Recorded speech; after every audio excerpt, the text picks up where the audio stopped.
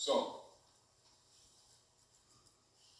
stop all negotiations on the estate and any negotiations or anyone claiming or alleging to be holder in due course on the promissory note, which they, without my permission, converted into a security. And since I'm the creditor, I want all the finance that was generated by that promissory note, I want on this table right now. Right now. In all books, all ledgers, right now, because I'm removing my signature. That's called an adverse claim. That's a right, not a privilege, that comes with foreclosure process. So you can see why they don't tell you or inform you. It's not an option, that's a right. But what happens if you didn't exercise it? You've abandoned your, that's why the foreclosures are called abandonments. So they treat you like you've abandoned the house even though you're in there. So they come and move you out the house like there was dust on the floor, like they clean the house. You say, hey, I'm here. Oh, get the broom, get the bigger broom. That's how that's done, that's why it's done. Because you've abandoned your right of claim. So they're claiming, they're taking an adverse claim. However, they cannot produce the original instrument, so they cannot be a holder in due course, can they? So if they're not holding due course, they don't have a claim either, do they? But you have interest in it. You can prove that your signature's on that promissory note, not his. Not some law firms, not Joe Bosnotz or Dinkle. Islam. Not some law firm, not some mortgage company. See why MERS was declared fraud? But who went after them? It was Europeans who were losing their homes when that knew what this thing was all about. And then them same Europeans, they came back at them, and then they started moving off, denouncing their U.S. citizenship and taking whatever finance they had, taking it over in Switzerland, in England, and stuff like that. That's when they did that House Joint Resolution 2748, and they going after all those accounts. So look up so-called, because you already know they're not Americans. They'll list it like this. Wealthy white Americans denounce their U.S. citizenship and take finance and go into other countries. That's happening all over, including Zuckerberg, Facebook. That's why they did it. We're talking about what's really happening in the politics that our people need to understand and why they need to understand. Why? When they agreed to be white people, they lost their birthright too. They can thank Horace Greeley for that. And Ulysses S. Grant, who modified the Naturalization Act of of 1790, modified in 1870. That's why you see in the law books where it's explained that free white people does not mean Caucasian race, because that's when the Europeans start claiming to be white people. That's the Knights of Columbus who plan oath. And then they paid Negro marching guys to tell our people they were black, and they believed them, and they, in the black codes in the European trade places room. Go ahead.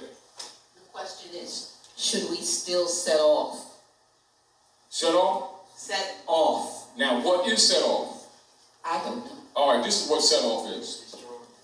So now let's talk about what set off is. They know that when people think they're making payments, that there is no payment, that it's a gift, it's the donors. This way they hide stealing your labor within the transaction of the bookkeeping. In other words, it's bureaucratized slavery. What occurs is, and the reason why they want you to continue to deal with them is because what they do on behalf of your estate, because they send you the statement of account, which is the bills that are alleged to be payments. They are statements of account. They set it off and thus discharge. In other words, a set off is not a termination of the debt. A set off is this is the instrument right here, right? You kick it over there. And over here. When we get to that next month, next year, that's set off. Right? Then finally get here, then they have to do what? Raise the debt ceiling crap. People need to know what's really happening. It's kicking the can. We kick it over there. So we need this.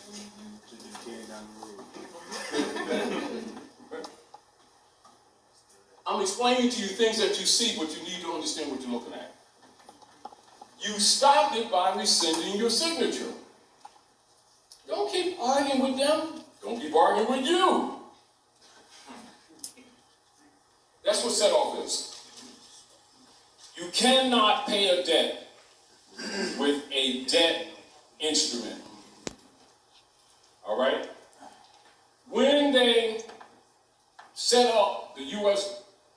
democracy platform, it was not designed for the people to pay debt. It was designed to make you think you were while they were draining you. Are we clear? Give you an example. Name some of your biggest Asiatic movie stars, singers, writers, etc. that generated millions of notes that they thought was dollars, and they always end up being broke based on taxes. Or they pass form, and their children may get a couple of notes, and the corporate state takes all of it. And then after the barristers drain a lot of it while going through a whole bunch of probate, automatic probate, because it's not theirs.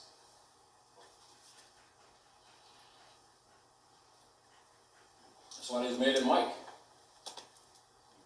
Because Mike set up a trust. And you know Mike was getting conscious. Janet's conscious too. You know, and then as soon as Prince started getting conscious and got the rights to his music back a few months, then they bumped him off and said he committed suicide. But you gotta understand, because that messes up the whole system. Do you understand? I say, why go to extreme? Rescind your signature on everything. So Setoff basically is what absolutely takes place. So like you say, you are thinking you're paying a water bill. So the people who own the water company, their agents, they bundle them and they set off against the Sister Q trust. They'll take the social security number or the marriage license number or the birth certificate number. All of them go into the global estate trust.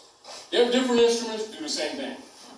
All the bank bonds, but if they have them with different names, people think it's different stuff. You know, just like they give you notice, FICA tax and local tax, and the children's school tax, and the Bosnatsendorf tax, and you know, see all those listed taxes, they all go in the same general pool. That's like from my mama. So all goes the same place. You know, so when the masses are fooled into thinking they have these separate pocket funds, where your retirement fund goes here, and your other fund goes here, and your other tax goes here. You know, that all stuff goes in the same toilet.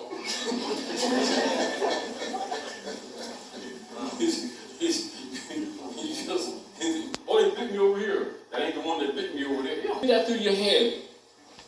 This is what must be understood. When you see those 3 stars up there on 18th Street in Philly, you see them 3 stars?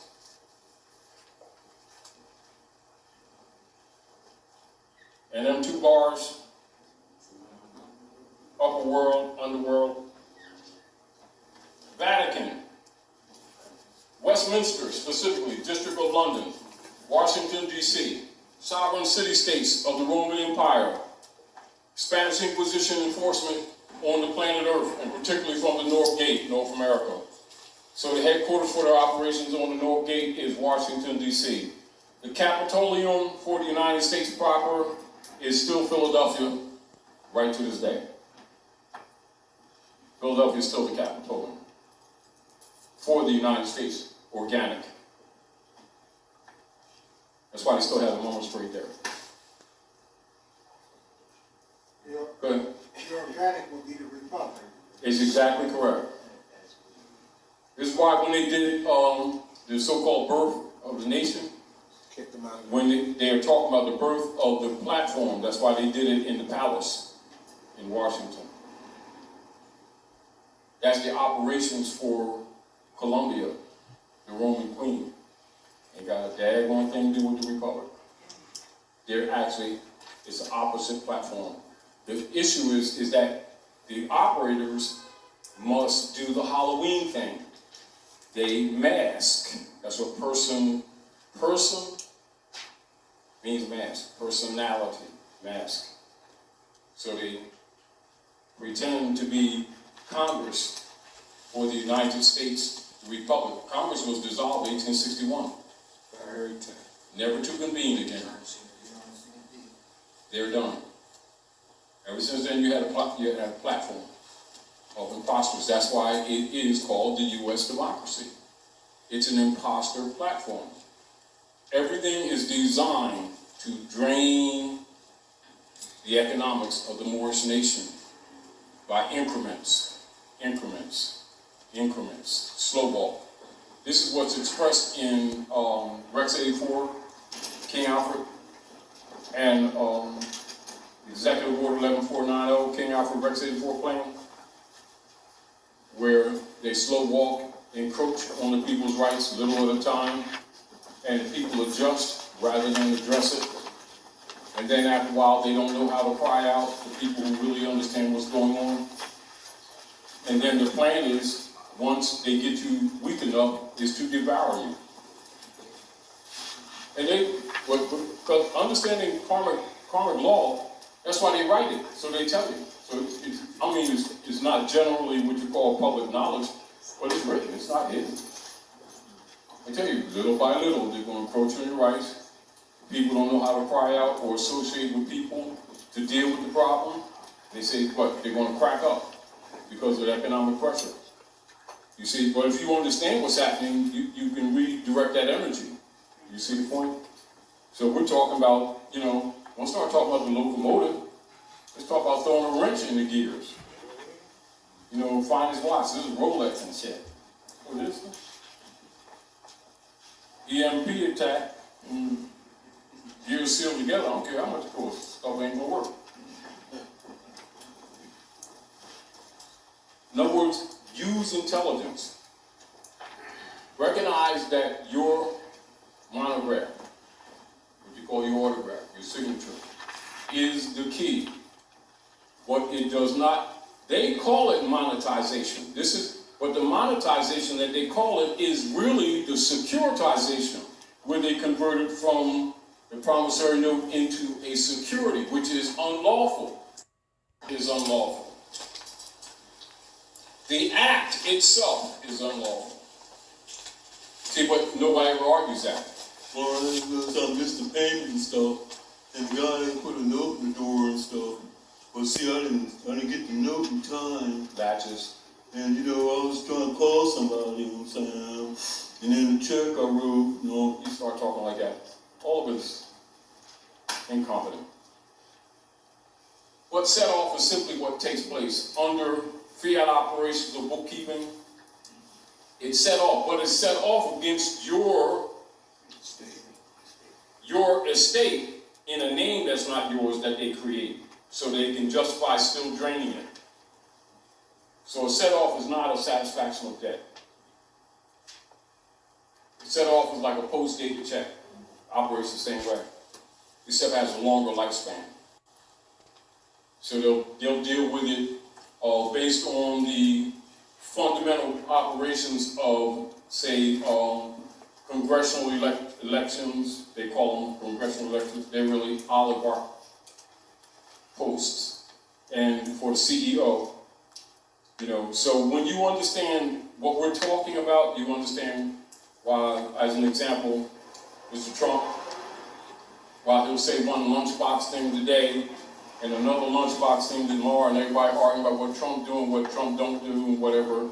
But if you understand the politics, you're not impressed by it also. It's a dog and pony show for a dumb public that don't understand that they're broke. They went broke September 30th, and nobody will buy the bonds. This is the problem that they're having. So they're threatening to bomb everybody. You better buy our bonds or we're going to start a war. So, that's really what they're saying. Is a set-off the same thing as a discharge? They're relative. Discharge is also not a payment. That's exactly, now listen, let's back up. Ask the question again, because I want the listeners to be clear. Is a set-off the same thing as a discharge? No, it is not. What a set-off is pushing the debt down.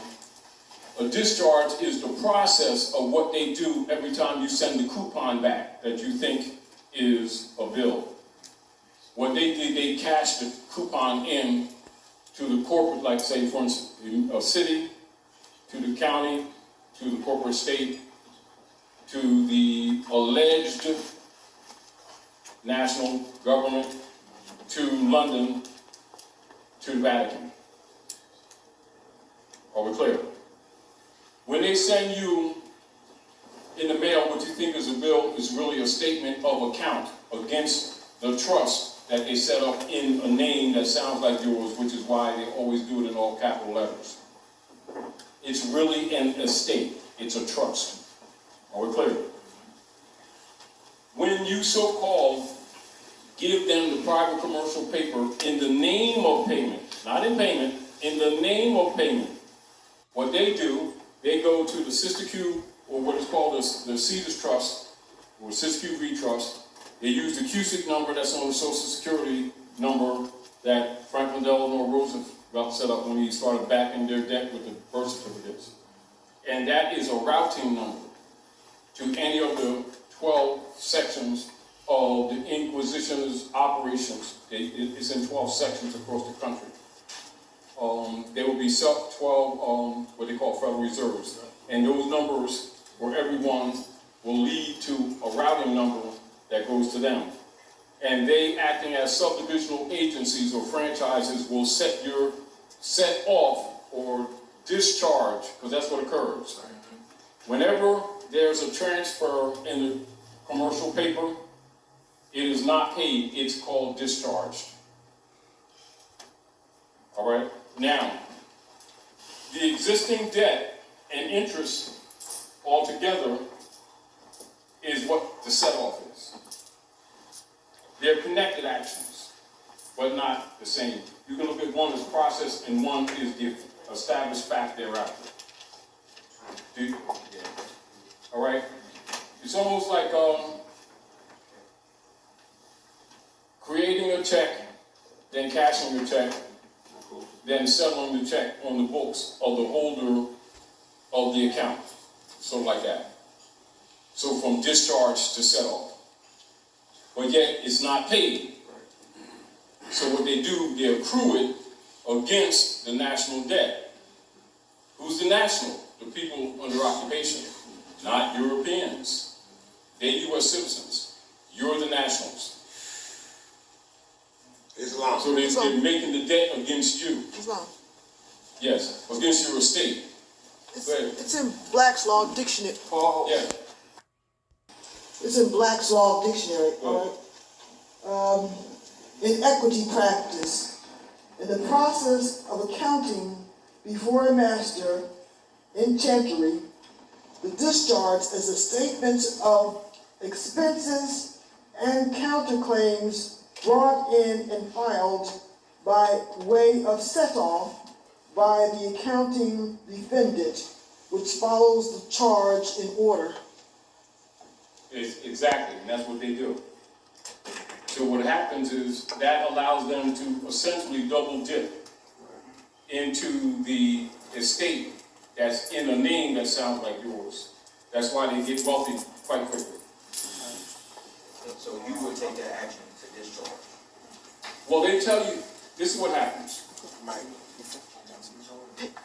Now that people are starting to wake up, they kind of invite people into the operations of the Uniform Commercial Codes. Because remember, they're dealing with human trafficking. Therefore, it's commerce. Commerce means trade. So anything that's traded is not allodial and it's not unalienable. It essentially deals with liens. That which is not alienable is not tradable. So birthright is not tradable. And so what they do, they invite you to come on a trading platform seeking to secure allodial rights, which is a contradiction. This is why I always tell people when people are offering you UCCs, it's a trap. Interesting, it's a trap. It's the invitation for you, me, not to seek to enforce the Constitution, organic, and the treaties, and to seek to operate on the demon platform, which is totally trade and commerce. And so they'll dance you through hoops. And then most people who start the process, they'll start you off with certain forms you got to send to the Inquisition Revenue Services, as if they're government and have the authority, because they're the bookkeepers for the United States Service Corporation under the Secret Treaty of Verona, i.e. the IRS. Get a 9-digit number, 9-digit, why 9-digit? Do you understand? And then EIN number, but now you're dealing commerce. Now you set your birthright rights of all your property on a commercial venue. So now on this venue, you can't talk about unalienable rights because it's all commerce. Now all you got to do is dance you around a couple of years, and then as soon as you perfect the process, they say, oh, but you got to file this other form with this other form. That's why the other form was unsuccessful. So they bought about 3 or 4 years, and you bumped it around, and they got you for a few grand of fiat in the process, and then they're still closing in on your account. You get the whole point? And this is why I did years ago, about 12 years ago, that thing in Connecticut on the dangers of UCCs. I understand how it's supposed to work, what the promise is, what is a marked debt. What you should be doing is enforcing the Constitution and treaty. They're not obligated to deal with you in commerce, just like you're not obligated to deal with them. They're obligated to the Constitution. Islam. And to the treaty. They're the supreme law of the land. If they can get you off of that by offering you a tax, this is a big tax now that you woke up. We want to let you discharge. Keep in mind, and you know this, man God knows this, good brother, man God, also, get up to yourself, me, brother. Original members, and we used to meet at this house for years, order the Great Seal. And thanks for coming down, good brother. Thank you for And teaching. so the brother got a deep background in this. So I just want you all to know, man God. I just wanted to ask you, actually I wanted to bring up the situation to see if what this lawyer was talking about would actually amount to an adverse claim. There's a young brother that was, he claimed nationality, right? But Yeah. he didn't tell him that he's, he makes a lot of money because he's a steel worker. He generates a lot of... Pardon me. Yeah. Generates a lot of notes. Yeah. So, he mortgaged the house, right, down south, and, he doesn't have chick and child, so, he's talking to the barrister, and the barrister tells him, well, based upon, your so-called income, you should never lose this house. Mm-hmm. So, he says, however, if a Native American claims the land, Mm-hmm. you have to give the land and the house up, but you can go back to the bank, right, and reclaim the notes. It would be called an adverse claim. Okay. See, that's the adverse claim. You have a right to the notes that was generated off of that promissory note that they, owners of the bank, converted unlawfully into a security that is actually backing all of the whole transaction. In other words, you're backing the whole transaction yourself. You're just not claiming it. An adverse claim is where you're stepping out in front and saying, all right, all these guys say they're the creditor. All these guys say they're holding in due course. Everybody knows in law, to be holding in due course, you have to have the original instrument. Not some copy, not some record saying that any other none of that stuff counts. If you can't produce the original, you can't be holder in due course. And if you're not holder in due course, you can't initiate the action that's happening right now. But what we can prove is that my signature was on that note, and it generated finance. I won it. That's adverse claim. Now, one more thing. Now, when I first met Taj and everybody was coming to the house, we were going through something with the house. We ended up losing the house. And I wanted to say this because it came up, but at the time, we weren't as knowledgeable as we are right now. And at that time, I'm in one of their tribunals, and the barrister says, "So what? He's supposed to not pay the mortgage because he's a Moor?" That was the question. But He's not supposed to pay. Right. See, now we got to analyze what the barrister said. What did the barrister do? It's called barratry. Write that down so you're going to look at what that is. And you're going to say what that is. This is what happens. Now, they're expecting you to not recognize the connotative linguistics. But you know it's not money, and you know it can't be paid. So he's inviting you to start arguing about payments, which would make your retort incompetent. And at that time, I was fresh and new, just came into, nationality and so forth. So, I definitely thank brother here, Brother Taj, for teaching and, really coming with these details, because these details are important. Had I known that now, I would go in and fight. And this is the whole point. And I would make that. This is the whole point. You can still Yes, sir. the claim. Come on. Statute of limitations. Fraud has no statute of limitations. Now that brings up that next question I have. Come on. The next question is, I had put in a claim, didn't know how to deal with it, Yeah. but it was I wrote it up as, I wrote a claim of fraud with Sienda, meaning it was it was fraud with Sienda, meaning it was fraud with, and they knew. Yeah. And so, but I didn't know at the time how to pursue it. See, now, Now the whole platform is fraud. That was early 90s. Yeah, let's look at this. The whole platform is fraud. Right. And if you know anything, especially if you're conscious, you can easily argue that. Right. Key is when the foreclosure action takes place, the adverse claim also takes place. What they're not telling you, they're moving on latches. They're just not bringing it up. They're not exactly refuting even your argument. They're moving on latches without bringing the issue of latches up. All right? Now, let's talk again.